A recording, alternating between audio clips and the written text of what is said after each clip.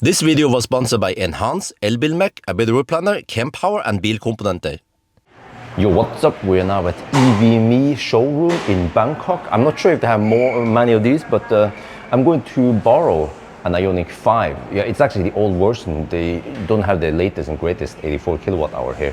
But I will be covering lots of Chinese cars. Lots of cars that you haven't seen in Europe. They might not even come to Europe, but you might have heard about this.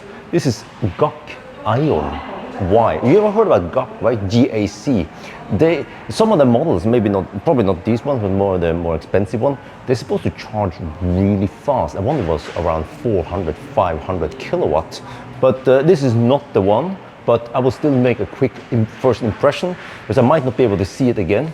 So EVMe, by the way, they are a car rental company. They have mostly rental around Bangkok in the south, and they don't have in Chiang Mai yet. So last time, 2 years ago, when I was in Thailand, I borrowed a lot of cars from EVMe. Yeah, so let me say EVMe. Okay. So yeah, but this is the car I'm gonna review now. So it looks quite compact. Interesting doors, right? Of course, needless to say, it is Chinese. Here we have another, this is Aion ES. I'll be testing it, actually borrowing it from EVMe later. So that's why I don't need to cover it now. But this car, wow, it is actually not that small. First, it doesn't look a small car, but let's start with the trunk then. Quite spacious trunk, look here. What do we have here? I mean, the reason why I also review this is that it might come to Europe one day. Oh, look here. We actually have a proper spare wheel for once. You also get a spare mirror. In case you lose one of your mirrors, you have one ready here. Which side is this? Okay, it's the left side, all right. But it's quite spacious trunk. Can we adjust this? It's okay. Okay, no, it's in the fixed position. Okay, well, that's much better. Ah, shit, okay. But, all right. And then, here you see, yeah, you never heard of this before.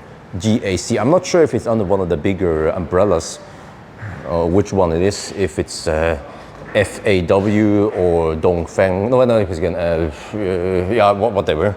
But, okay. I'll show you that it has a relatively short nose, which is good. EVs, they don't need to have a big nose. And they can probably have plenty of power. I wonder if this is 204 horsepower, 150 kilowatts. I saw the spec, but it was in Thai. So I'm gonna show you now the front. Do we have a front? I like this, that you can see where you're supposed to tap. Many cars, you just have to fumble, try to find it. Wait, is it this direction? Yeah.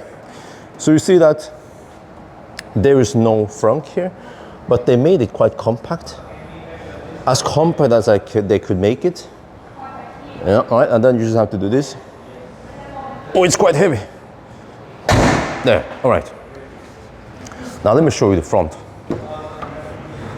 Yeah, I know, they in Thailand, they drive on the left side of the road, which is the wrong side. Should have been the right side, which is the right side. But yeah, okay. They have this bridge design, quite common. 12-watt outlet there. One USB-A over there. Little space here. Just hard plastic. And then here we have this wireless charging pad. Let me just check here my phone. We're quite modern. Samsung Galaxy S9 Plus. Huh? No charging pad? Okay. 2 cup holders. Little space here. Center console here. Not that big, but still some space. You can put your cards there also. Here, see? 92% battery, okay. Yeah, it's in Thai now, yeah. So, well, okay. Is this realistic though? 92% and 449 kilometers. So it's almost 500 kilometers, or close to 500 kilometers at 100%. It has physical buttons. They feel a bit cheap and plastic-ish when you touch them. Yeah, I can even feel it here. It does, I mean, it has some resistance when you touch it, but okay, but it's probably a low-cost car. check here. Oh, we have light there at least, in a different color temperature than here. Do we have light here? Yeah, why not? No handles above there. Let me check the headroom. Oh, wait. The car must, I mean, the seat is a bit, yeah. If I just try to adjust the seat all the way down for you tall people, then you get, let me close the door here. Then you actually get around a fist of headroom. And oh, we have panorama roof, huh? Nice, let's go check in the back. I'll grab my phone so I don't forget it here in the showroom. What impresses me is the back, but look here, okay, so I kind of sit, let me check, okay, I have to check if I sit, no, you see, I need to go more forward in this, at least for me. I'm 173 centimeters. So if I go like this, roughly, what was it? Okay. Oh no, there's something about, yeah, when I press the brake, it's like, oh, your key fob is not inside the car, okay. But look in the back. This is some impressive space. I look at the back like, whoa. Wait, do we have Isofix? We have Isofix. Wait, let me check here. I forgot to check. Do we have Isofix in the front? Highly unlikely. Nope, we don't. Okay. But in the back, holy macaroni! I see this. I know that a banana box will be can sit horizontally here. Most cars, I have to have the banana box in the back here, vertically. So this is just, it's just massive. We're talking about Volkswagen ID7 legroom here. It is insanely good. We have another USB-A here. Seems like China, they haven't adapted to USB-C yet. And only one USB-A. And quite flat seats, ultra flat seats. Wait, how about the headroom here? Let me close the door again, it's better. There, okay. Oh, well, slightly less than a fist, but still okay. What about the middle seat? Oh, what the heck is going on here? There's a little hump here and here. So actually this is weird because I'm trying to show you guys the contour. So it goes up here. So it has a nice elevation here. But the middle here doesn't really have it. So if you sit like this, then you see that you have less than a fist of headroom. If you lean backward, which is kind of weird, you can do this, I guess. But yeah, so it's just the first impression, and then I can show you that it's just hard plastic everywhere. We have at least some cup holders, whatever, bottle holder there. But the seats look like, wait, huh? No headrest for the middle. Okay, yeah, well, you know how it is with Chinese safety, right? It's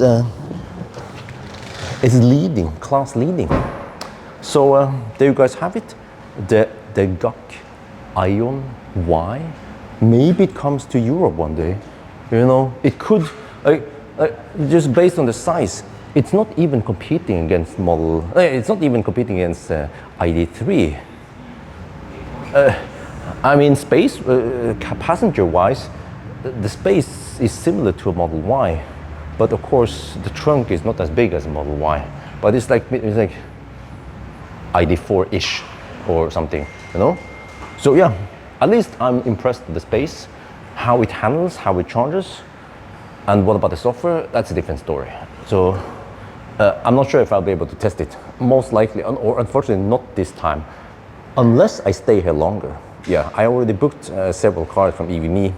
So if I had more time, I'm only staying here 1.5 months, which basically means 6 or 5 press cars, plus some extras I try to squeeze in. If I would stay longer, let's say 2 months or 2.5 months, at least 2 months maybe, and I could even grab a couple of more cars, but you guys are probably not interested in this anyway. So anyway, I think that's gonna be it for now. Hope you guys enjoyed this video. As always, thank you for watching and talk to you later.